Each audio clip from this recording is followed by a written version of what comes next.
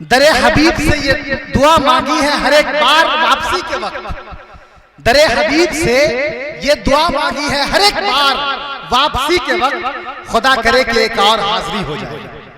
آئیے حضرات، بلا کسی تاخیر و تمہید کی اور بنا کسی مبالغہ آرائی سے کام لیتے ہوئے میں اس وقت حضرت مولانا رضی الرحمان صاحب کی حضور چلتے ہیں۔ میں آپ کو دو لفظوں میں ان کا تعارف یہ کرا دوں کہ مدینہ کی سرزمین میں بیٹھ کر طالبان علوم نبوت کی تشنگی کو بجھانے کا کام اس وقت مولانا کر رہے ہیں۔ مدینہ منورہ میں درس و تدریس میں مشغول ہیں اور وہیں علم کی روشنی مدینہ میں پھیلا رہے ہیں۔ جہاں سے روشنی پوری دنیا میں پھیلی ہے علم کی، وہاں بیٹھ کر کے اگر کوئی طالبان علوم نبوت کو اس کا حق اس تک پہنچاتا ہو، اس کی پیاس بجھاتا ہو، تو یقین مانیے وہ کتنا خوش نصیب شخص ہوگا جو مسجد نبوی اور کبھی صفحہ نبوی پہ بیٹھ کر اور کبھی دوسری درسگاہوں میں بیٹھ کر حدیث اور قرآن کا درس دیا کرتا ہوگا۔ آئیے حضرات، بلا کسی تمہید کے اس وقت حضرت مولانا رضی الرحمان قاسمی مدنی دامت برکاتہم سے درخواست کرتے ہیں کہ وہ اس کرسی پر تشریف لائیں اور اپنے مواعظ حسنہ سے ہم تمام سامعین کو محظوظ فرمائیں۔ میں ایک بار پھر دیکھ رہا ہوں اپنے سامعین حضرات کو کہ وہ دھیرے دھیرے نکل کے جا رہے ہیں۔ شاید آپ کو یہ بات نہیں پتا ہے کہ ہمارے درمیان اس وقت ہمارے بائیں طرف حنیف ہندوستان ثانیہ قاری حنیف ملتانی حضرت مولانا جمیل احمد قاسمی دامت برکاتہم تشریف رکھتے ہیں۔ دوسری طرف میں آپ کو بتا دوں کہ اس وقت میرے ترکش میں ایک ایسا تیر ہے جو شاید اگر آپ سن لیں اور اگر نہ سنیں اور جو سنیں تو آپ افسوس ظاہر کریں گے، کفِ افسوس اس بات پہ ملیں گے کہ میں نے عبد الماجد قاسمی چترویدی کو سنا کیوں نہیں۔ اس لیے اگر سننا چاہتے ہیں تو آپ حضرات کو تھوڑی دیر دل جمی کے ساتھ بیٹھنا پڑے گا۔ یہ دونوں حضرات ابھی باقی ہیں اور مولانا رضی الرحمان صاحب کے بعد ان دونوں حضرات کو یکے بعد دیگر ہمارے سامنے آنا ہے۔ میں ایک بار پھر گزارش کر رہا ہوں کہ اگر کسی ضرورت سے آپ باہر گئے ہیں تو آپ اپنی ضرورت کو پوری کر کے واپس اندر تشریف لے آئیے۔ میں امید کرتا ہوں کہ میری یہ آواز خالی نہ لوٹے گی۔ میں گزارش کر رہا ہوں حضرت مولانا رضی الرحمان قاسمی مدنی دامت برکاتہم سے۔ والعاقبة للمتقين والصلاة والسلام على أشرف الأنبياء وإمام المرسلين محمد بن عبد الله الأمين وعلى آله وصحبه أجمعين، أما بعد. أعوذ بالله من الشيطان الرجيم، بسم الله الرحمن الرحيم. ألف لام ميم ذلك الكتاب لا ريب فيه هدى للمتقين. بسم الله الرحمن الرحيم. إن هذا القرآن يهدي للتي هي أقوم ويبشر المؤمنين الذين يعملون الصالحات أن لهم أجرا كبيرا. صدق الله العلي العظيم. اسٹیج پر رونق افروز معزز علماء کرام، مخدومی حضرت مولانا جمیل صاحب، شعراء کرام، اس اجلاس اور اس پروگرام میں تشریف لائے ہوئے سامعین، بزرگوں، نوجوان دوستوں اور عزیز بھائی، یہ پروگرام جو آپ حضرات کا ہے، جو منعقد ہوا ہے، یہ عظمت قرآن کے عنوان سے منعقد ہوا۔ لہٰذا جب مجھے اس پروگرام کے بارے میں اطلاع ملی تھی تو اسی دن میں نے یہ طے کیا تھا کہ قرآن کریم کے حوالے سے دو بنیادی محور پر، دو بنیادی نقطے پر اور دو اہم پوائنٹس پر آپ حضرات کی خدمت میں اپنی بات حسب موقع تفصیل یا اختصار کے ساتھ پیش کروں گا۔ رات خاصی بھیگتی جا رہی ہے اور رات کا اچھا بھلا حصہ گزر چکا ہے، اسی لیے مجھے یہ بات مناسب نہیں محسوس ہوتی کہ میں بہت لمبی چوڑی گفتگو آپ حضرات کی خدمت میں پیش کروں۔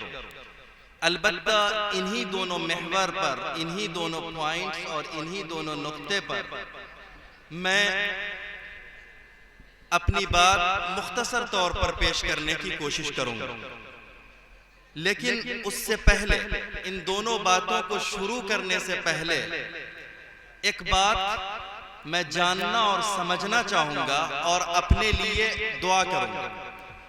میں ہمیشہ جب بھی کچھ لکھتا ہوں یا جب بھی کبھی سامعین سے روبرو ہوتا ہوں، ان سے خطاب کرتا ہوں، تو اللہ عز و جل سے یہ دعا کرتا ہوں کہ اے رب کریم، اے الہ العالمین، مجھے اس بات کی توفیق دیجئے کہ میں ایسی بات لوگوں تک پہنچاؤں جس سے لوگوں کو نفع ہو، اور جو پوری میری بات ہو، چاہے وہ 10 منٹ کی ہو، چاہے وہ 15 منٹ کی ہو یا آدھے گھنٹے کی ہو، اس پوری بات کا مقصد صرف اور صرف یہ ہو کہ اللہ کا اور جناب محمد الرسول اللہ صلی اللہ علیہ وسلم کا پیغام میں آپ حضرات کی خدمت میں پیش کروں۔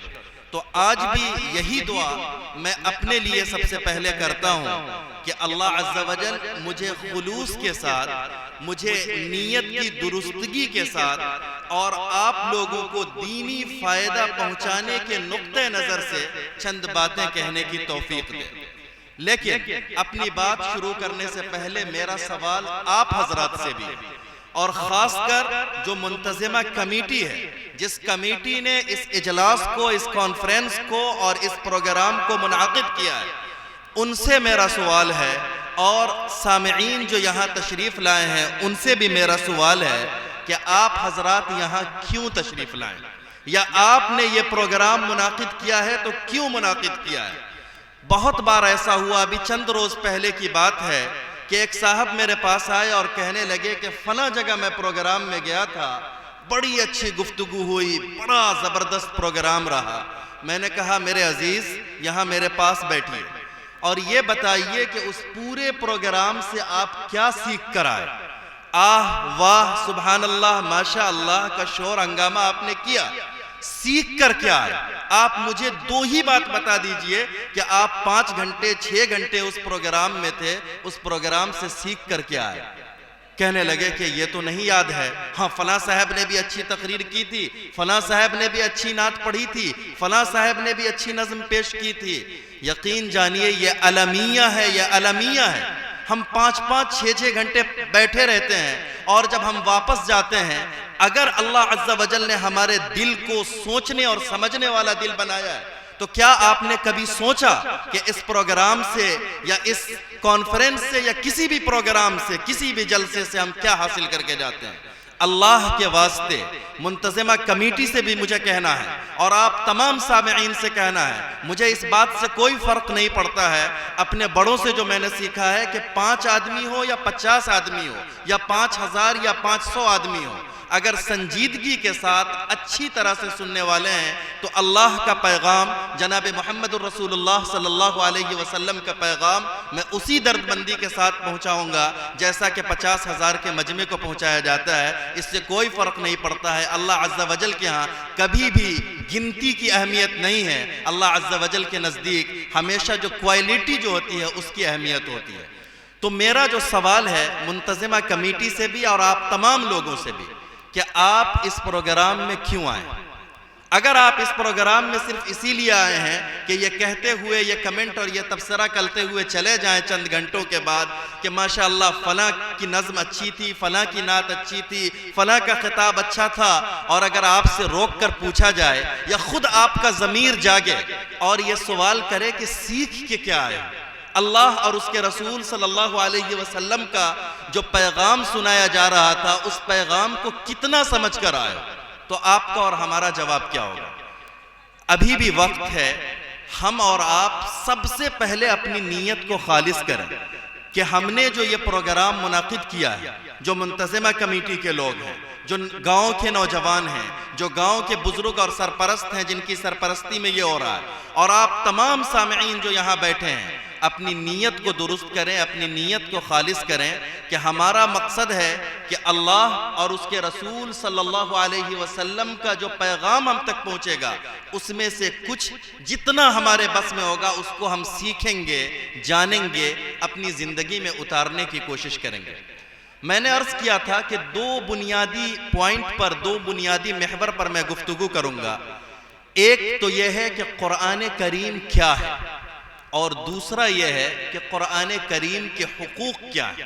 مجھے امید ہے کہ آپ حضرات میری گفتگو کے ختم ہونے کے بعد انشاءاللہ یہ بھی جان رہے ہوں گے کہ قرآن کریم کیا ہے اور قرآن کریم کے حقوق ہمارے ذمہ کیا ہے. عظمت قرآن کریم کا یہ پروگرام ہے. یقین جانیے میں یوں ہی اڑا نہیں رہا ہوں. میں نے بہت سارے نوجوانوں کو ادھر چند مہینے سے، چونکہ آن لائن تعلیم کی سہولت کی وجہ سے میں جنوری سے یہاں ہوں، اور نوجوانوں سے میں رشتہ اور رابطہ رکھتا ہوں. ان کو روک کر میں جاننے کی کوشش کرتا ہوں کہ دین کی کتنی سمجھ ہے. چند دنوں پہلے میں ایک نوجوان سے پوچھ رہا تھا کہ بھائی قرآن کریم جانتے ہو تم؟ تو ہاں، قرآن کریم جو قرآن کریم ہوتی ہے. میں نے کہا کہ اگر کوئی غیر مسلم تم سے پوچھے کہ قرآن کریم کیا ہے، کیا بتاؤ گے؟ ہاں، قرآن کریم جو قرآن کریم ہوتی ہے. ٹھیک ہے، میں یہ جان رہا ہوں کہ تم سمجھ رہے ہو کہ قرآن کریم، لیکن اگر کوئی دوسرا آدمی تم سے جاننا چاہے، تم سے سمجھنا چاہے کہ قرآن کریم کیا ہے، تو کیسے ڈیفائن کرو گے، کیسے سمجھاؤ گے؟ آج ایک بات ہم کو یہ بھی جاننی ہے. جو علماء کرام ہیں انہی سے ہم نے سیکھا ہے، پڑھا ہے، اصول فقہ میں بھی، اصول حدیث میں بھی، اصول تفسیر میں بھی. اسی کو سادی سی زبان میں آپ کے سامنے پیش کروں گا اور پھر قرآن کے حقوق کی طرف لوٹ جاؤں گا. یہ جان لیجئے اچھی طرح، یہ ہم سب جانتے ہیں کہ قرآن کریم اللہ کا کلام ہے، لیکن صرف قرآن کریم پوری تعریف ہم کو سمجھنی ہے. مکمل طور پر ہم کو جاننا ہے کہ قرآن کیا ہے. قرآن کریم یہ اللہ عز و جل کا کلام ہے. اللہ عز و جل کے کلام ہونے کا کیا مطلب ہے؟ مطلب یہ ہے کہ بسم اللہ الرحمن الرحیم کی با سے لے کر من الجنتی والناس کے سین تک جتنے الفاظ ہیں، جتنے حروف ہیں، جتنے کلمات ہیں، جتنے جملے ہیں، جتنی صورتیں ہیں، جتنی آیتیں ہیں، یہ سب کی سب اللہ عز و جل کی طرف سے آئی ہیں. جناب محمد الرسول اللہ صلی اللہ علیہ وسلم کی طرف سے بھی اس میں ایک بھی جملہ نہیں ہے. یہ سب کا سب اللہ عز و جل کی طرف ہے.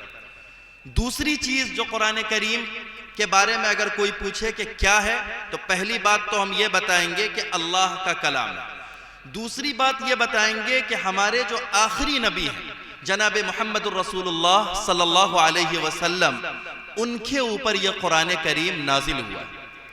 تیسری بات یہ ہے کہ یہ قرآن کریم تھوڑا تھوڑا کر کے 23 سالوں میں نازل ہوا. چوتھی بات یہ ہے کہ یہ قرآن کریم جو ہم تک پہنچا ہے یہ متواتر پہنچا ہے. اس کو سمجھنا بہت ضروری ہے. آج لوگ شبہات پیدا کرتے ہیں، کہتے ہیں کہ قرآن کریم سے اس کو نکال دیا جائے، اس کو نکال دیا جائے، اس پر تنقید اور اس پر تنقید. قرآن کریم جب آپ صلی اللہ علیہ وسلم پر نازل ہوا اور آپ صلی اللہ علیہ وسلم اس دنیا سے پردہ فرما گئے، اس وقت مکمل قرآن کریم کے حفاظ کی تعداد ہزاروں میں تھی. اور جب آپ صلی اللہ علیہ وسلم کے بعد صحابہ کرام اور تابعین اور تبع تابعین کا زمانہ آیا، تو قرآن کریم کے حافظوں کی تعداد، یعنی اس کے الفاظ کو یاد رکھنے والے، اسی طرح سے علماء کے ان کے معانی کو یاد رکھنے والے، سمجھنے اور دوسروں کو پہنچانے والوں کی تعداد لاکھوں بلکہ ایک آدھ صدی گزرتے کروڑوں تک پہنچ گئی. تو قرآن کریم کے حوالے سے ایک بات یہ بھی سمجھنا ہے کہ پورا قرآن کریم امت مسلمہ ایک جماعت، ایک نسل نے دوسرے نسل تک، دوسری نسل نے تیسری نسل تک، تیسری نسل نے چوتھی نسل تک اس طرح پہنچایا ہے. ہمارے پاس جو قرآن کریم ہے اس میں کہیں کسی نقطے کی بھی کوئی تبدیلی نہیں ہے، کوئی فرق نہیں ہے، ویسا ہی ہے جیسے جناب محمد الرسول اللہ صلی اللہ علیہ وسلم پر نازل ہوا تھا. قرآن کریم نے خود قرآن کریم کے مختلف نام ذکر کیے ہیں. تھوڑا سا اس کے بارے میں بھی ہم سمجھ لیتے ہیں. قرآن کریم کا سب سے مشہور نام کیا ہے؟ قرآن. قرآن کا مفہوم کیا ہوتا ہے؟ قرآن کا مفہوم ہوتا ہے پڑھی جانے والی کتاب. ہم سب علماء خاص طور سے آپ کو جگاتے رہتے ہیں اور آپ بھی خود بہت اچھی طرح جانتے ہیں کہ آج ہماری یہ حالت ہے کہ قرآن کریم کو ہم بہت کم پڑھتے ہیں. رمضان کا مبارک مہینہ آنے والا ہے, اب ہم قرآن کریم کھول لیں گے, اور کچھ ایسے بے توفیق لوگ ہوتے ہیں جن کو رمضان المبارک میں بھی قرآن کریم پڑھنے کی توفیق نہیں ہوتی ہے. پھر جیسے ہی رمضان ختم ہوا ایسا لگتا ہے کہ قرآن کی تلاوت منقطع ہو گئی, اور بہت سارے ایسے لوگ ہیں کہ سال بھر ان کو قرآن کریم پڑھنے کی توفیق نہیں ہوتی. لیکن سوال یہ ہے کہ اللہ عز و جل نے کہا ہے کہ اس کتاب کا نام قرآن ہے. متعدد آیات میں ہے, جیسے سورہ بقرہ کی آیت نمبر 185 ہے, اس میں ہے کہ شہر رمضان الذی انزل فیہ القرآن. جہاں تک مجھے یاد آ رہا ہے تقریباً 68 مقامات ایسے ہیں, 60 پر 8 68 مقامات ایسے ہیں جہاں پر قرآن کریم کو اللہ عز و جل نے یعنی قرآن کریم کے نام سے یاد کیا ہے. تو سوال یہ ہے کہ قرآن کا مطلب ہوتا ہے سب سے زیادہ پڑھی جانے والی کتاب. تو کیا آج بھی یہ سب سے زیادہ پڑھی جانے والی کتاب ہے؟ ہماری کم ہمتی, ہماری غفلت, قرآن کریم سے ہماری دوری کے باوجود اللہ نے ایک ایسا نظام بنایا ہے کہ آج بھی یہ کتاب پوری دنیا میں سب سے زیادہ پڑھی جاتی ہے. آپ میپ لے کر بیٹھیں, گلوب دنیا کا جو نقشہ ہے اس کو لے کر آپ بیٹھیں, آپ دیکھیں گے کہ بالکل جو پورب کی طرف ایک ملک ہے فیجی, اور جو ڈیٹ لائن ہوتی ہے یعنی تاریخ جہاں سے بدلتی ہے وہ فیجی سے بالکل متصل ہے. گویا کہ دنیا میں سب سے پہلے کوئی بھی جو نئی تاریخ آتی ہے, جیسے 15 تاریخ ہے یا 16 تاریخ ہے یا 17 تاریخ ہے, سب سے پہلے فیجی کے ملک میں آتی ہے, چونکہ سب سے پہلے وہاں صبح طلوع ہوتی ہے, وہاں سورج نکلتا ہے, پھر آگے کی طرف بڑھتا ہے. تو فیجی میں بھی مسلمان ہیں. آپ گلوب پر دیکھیں تو فیجی میں فجر کا وقت ہوتا ہے, پھر اس کے بعد تھوڑا وقفہ گزرتا ہے, اس کے بعد انڈونیشیا میں فجر, آسٹریلیا میں فجر کا وقت ہو جاتا ہے, پھر اس کے بعد آپ دیکھیں تو انڈونیشیا میں فجر کا وقت ہو جاتا ہے. آپ گلوب کو گھماتے رہیں. پھر اس کے بعد آپ دیکھیں تو ملیشیا میں فجر کا وقت ہو جاتا ہے. پھر اس کے بعد آپ دیکھیں تو بنگلہ دیش میں فجر کا وقت ہو جاتا ہے. پھر اس کے بعد آپ دیکھیں تو ہندوستان میں فجر کا وقت ہو جاتا ہے. پھر اس کے بعد آپ دیکھیں تو پاکستان اور افغانستان میں فجر کا وقت ہو جاتا ہے. پھر ایران سے ہوتے ہوئے خلیجی ملکوں میں فجر کا وقت ہو جاتا ہے, اور خلیجی ملکوں میں جب فجر کا وقت رہتا ہے تو فیجی میں ظہر کا وقت شروع ہو جاتا ہے. میں یہ سمجھانا چاہ رہا ہوں کہ فجر کی جو نماز پڑھتے ہیں اس میں قرآن کریم پڑھتے ہیں نا, سورہ فاتحہ پڑھتے ہیں, قرآن کریم پڑھتے ہیں. آپ نے ابھی تسلسل دیکھا, فیجی, پھر آسٹریلیا, پھر انڈونیشیا, پھر ملیشیا, پھر بنگلہ دیش, پھر پاکستان, پھر ہندوستان اور ہندوستان, پھر پاکستان اور افغانستان, ایران ہوتے تک خلیجی ملکوں تک جو ٹائم پہنچتا ہے, تو کہیں نہ کہیں ہر وقت فجر کی نماز ہو رہی ہے. گویا کہ اس گری پڑی حالت میں بھی کوئی وقت ایسا نہیں گزرتا ہے جس وقت قرآن کریم کی تلاوت کہیں نہ کہیں نہ کی جا رہی ہے. یعنی میں یہ سمجھانا چاہ رہا تھا کہ اللہ عز و جل نے اس کتاب کا نام قرآن رکھا ہے, یعنی سب سے زیادہ پڑھی جانے والی کتاب.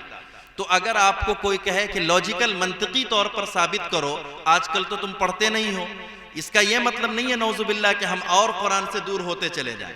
بس میں سمجھانے کے لیے عرض کر رہا ہوں کہ اللہ نے ایسا نظام بنایا ہے کہ اس گری پڑی حالت میں بھی دنیا میں سب سے زیادہ جو پڑھی جانے والی کتاب ہے وہ یہی قرآن کریم ہے. قرآن کریم کے اور بھی دوسرے نام ہیں اور ان سب کے پیچھے حکمتیں ہیں, جیسے ذکر ہے, کتاب ہے. قرآن کریم کو فرقان کہا گیا ہے, قرآن کریم کو نور کہا گیا ہے. تقریباً 29 مقامات پر قرآن کریم کو ہدایت سے تعبیر کیا گیا ہے. کہیں کہا گیا ہے ہدی للناس, کہیں کہا گیا ہے ہدی للمتقین. میں اس بات کو صرف سمجھا کر قرآن کے حقوق کی طرف جاؤں گا کہ جیسے سورہ بقرہ ہی کی پہلی آیت ہے الف لام میم ذالک الکتاب لا ریب فیہ ہدی للمتقین, یہ ہدایت ہے متقی لوگوں کے لیے. اب آپ سورہ بقرہ ہی کی آیت نمبر 185 میں دیکھیں, اللہ عز و جل کہہ رہا ہے کہ شہر رمضان الذی انزل فیہ القرآن ہدی للناس, ہدی للناس, یہ ہدایت ہے عام لوگوں کے لیے. بظاہر ایسا محسوس ہو رہا ہے کہ قرآن ایک جگہ کہہ رہا ہے کہ متقیوں کے لیے ہدایت ہے, ایک جگہ کہہ رہا ہے کہ عام لوگوں کے لیے ہدایت ہے. یہ سمجھ لیجئے کہ ہدایت کے 2 اسٹیج اور 2 درجے ہیں. اس کو عام زبان میں ہم سمجھا سکتے ہیں کہ جیسے مجھے اس بستی میں آنا ہے، میں نے اپنے کسی واقف کار کو فون کیا کہ ارے بھائی فلاں بستی مجھے جانی ہے، وہ راستہ بتا دے گا، فلاں جگہ آئیے گا، وہاں سے اس راستے کو پکڑیے گا، وہاں سے اس راستے کو پکڑیے گا اور آپ فلاں بستی پہنچ جائیے گا۔ اور آپ کی والدہ آپ سے پوچھیں کہ بیٹا مجھے فلاں جگہ جانا ہے، آپ ان کو بھی اسی طرح راستہ بتا کے چھوڑ نہیں دیجئے گا، بلکہ اگر آپ سعادت مند بچے ہیں تو آپ اپنی والدہ کو اللہ نے جو سہولت دی ہے، جو گاڑی ہے آپ کے پاس، آپ اس پہ بیٹھائیے گا، ان کو وہاں تک پہنچا کر آئیے گا۔ تو یہی ان دونوں ہدایتوں میں فرق ہے کہ قرآن کریم جو لوگوں کے لیے ہدایت ہے وہ پہلے معنی کے اعتبار سے کہ یہ کھلی ہدایت کی کتاب ہے، جو شخص بھی اس سے جڑے گا، اس سے وابستہ ہوگا اور اس سے اپنا رشتہ جوڑے گا، اللہ عز و جل اس کی رہنمائی کرے گا، دنیا اور آخرت میں اس کی صلاح اور فلاح ہوگی۔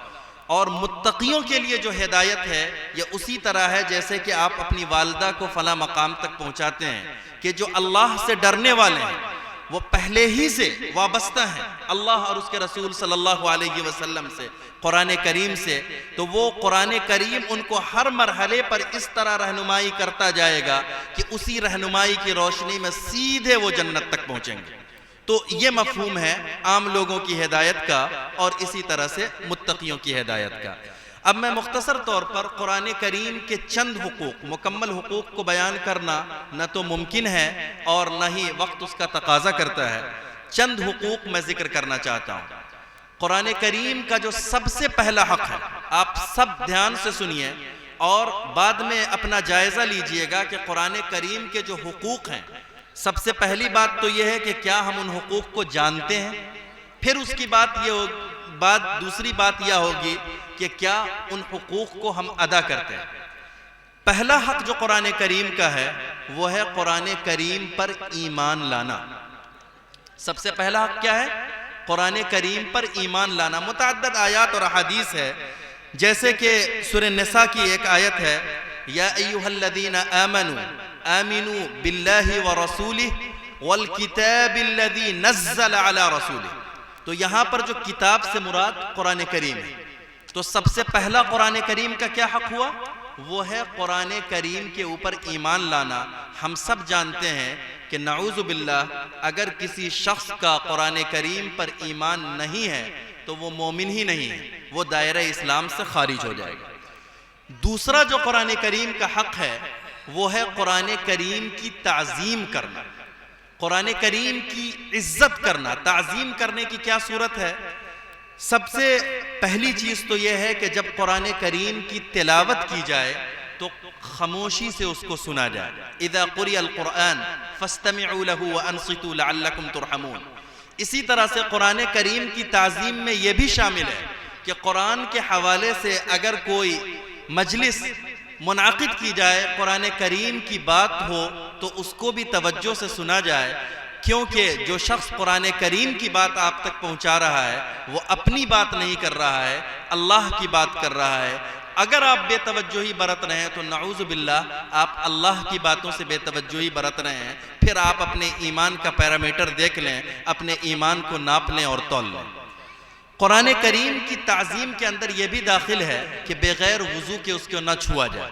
اس کا ہم لوگ ماشاءاللہ اہتمام کرتے ہیں، بس تذکیر کے طور پر میں نے ذکر کر دیا۔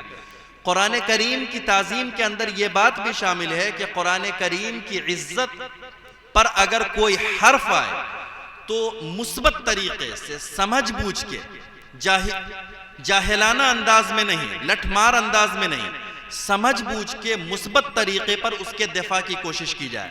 جیسے انہی دنوں ایک شرپسند نے قرآن کریم کے حوالے سے بہت طرح طرح کی باتیں کی اور کہا ان آیتوں کو، ان صورتوں کو اور ان چیزوں کو نکال دو۔ تو جذباتی ہو کے کچھ نہیں ہوتا، بلکہ قرآن کریم کی عظمت کا تقاضا یہ ہے کہ ہم مثبت طور پر سوچیں کہ اس جیسے جو فتنے اٹھ رہے ہیں اس فتنے کو ہم کس طرح دبا سکتے ہیں۔ قرآن کریم کا جو تیسرا حق ہے وہ حق ہے قرآن کریم کی تلاوت کرنا۔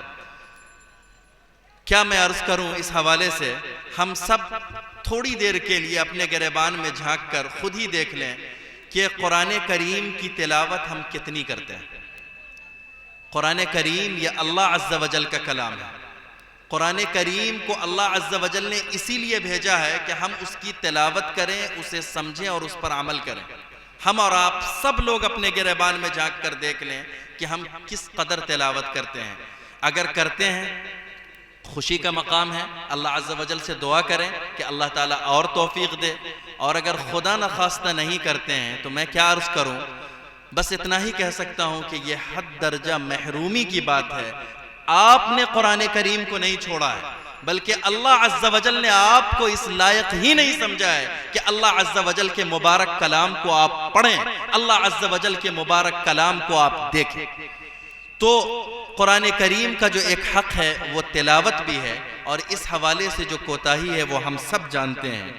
قرآن کریم کا ایک حق حفظ بھی ہے، اور اس حوالے سے ماشاءاللہ بر صغیر میں تو لوگ پھر بھی خاصے متوجہ ہیں، یعنی ہند و پاک، بنگلہ دیش وغیرہ کا جو علاقہ ہے اس میں ماشاءاللہ کوشش ہوتی ہے کہ ہمارے بچے یہ حفظ قرآن کریم کریں، یہ بھی قرآن کریم کا ایک حق ہے۔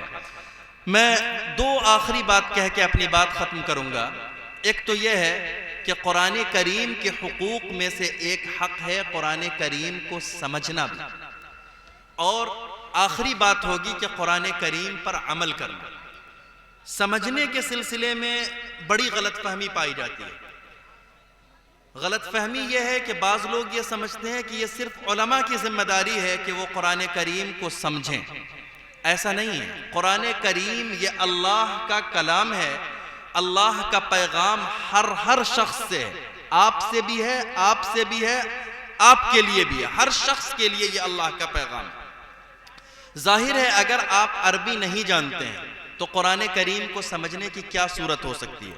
سمجھنے کی صورت یہ ہو سکتی ہے کہ ہم قرآن کریم کے معنی کو ہم اردو جانتے ہیں تو ہم اردو زبان میں جو اس کی تفسیر ہے اور اس کے جو معانی و مطالب لکھے گئے ہیں اس کو ہم پڑھیں۔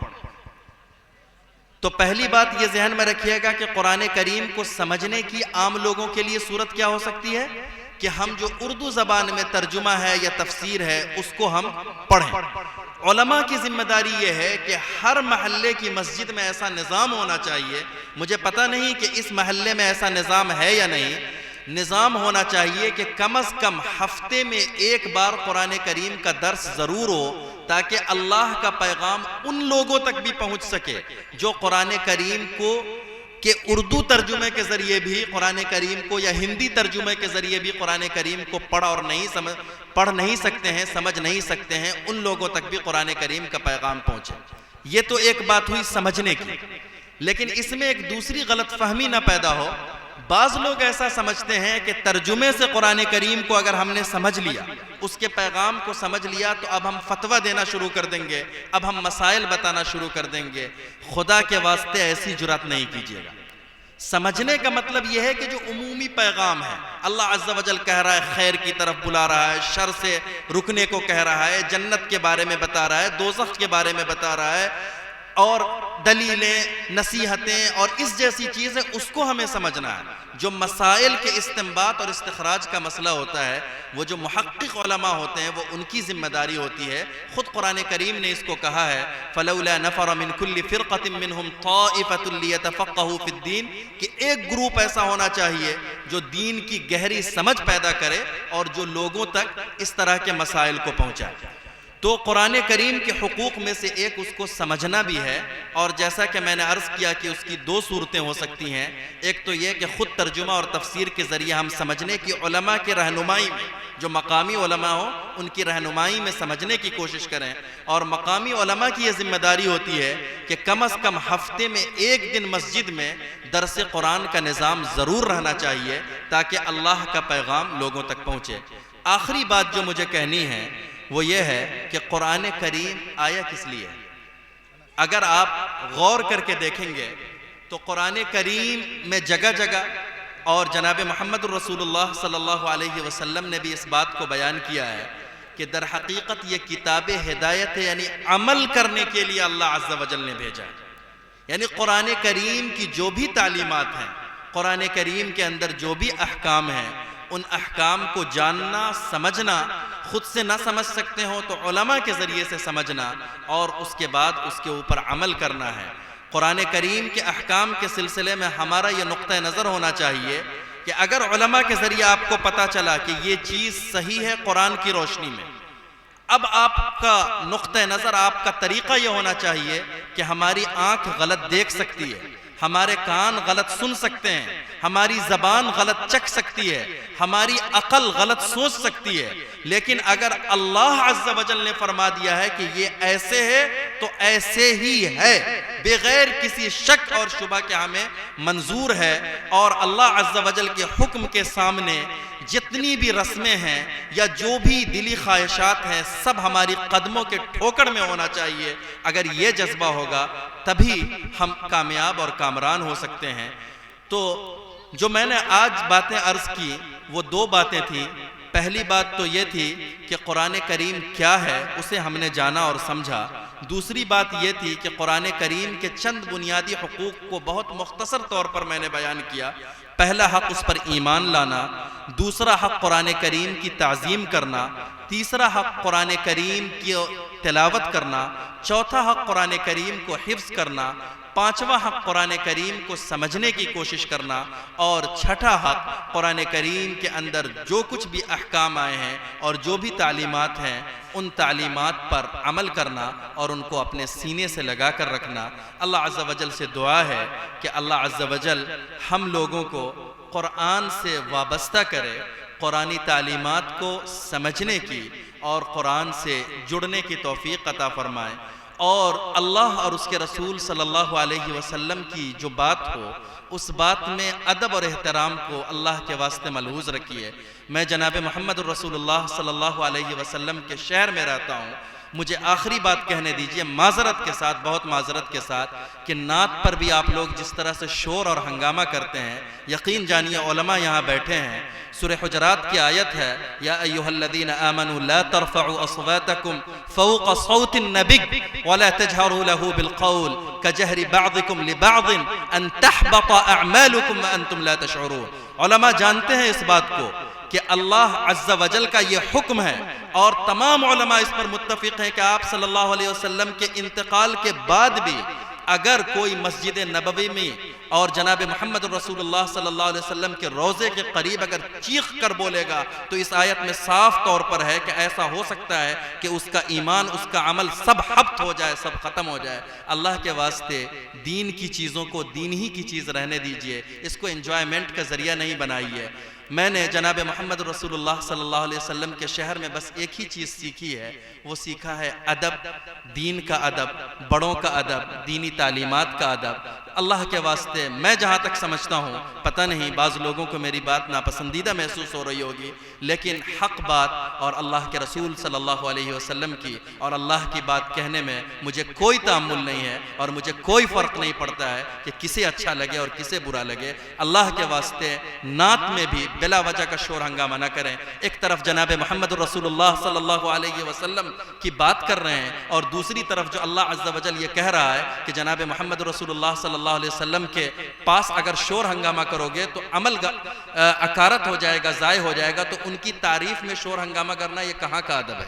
اللہ کے واسطے ان چیزوں کو بھی سمجھیے، اور دینی مجلسوں کو دینی مجلسوں ہی جیسا رہنے دیجئے، اس کو ریلیوں اور دوسرے جیسا نہ بنائیے۔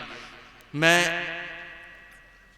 نے کوشش کی کہ جو کچھ اللہ عز و جل مجھے سمجھائے وہ آپ حضرات کی خدمت میں پیش کر دوں۔ پھر اخیر میں دعا ہے کہ اللہ عز و جل ہم سب کو سمجھنے کی اور دین پر عمل کرنے کی توفیق عطا فرمائے۔ وما توفیقی الا باللہ علیہ توکلت و الیہ انیب۔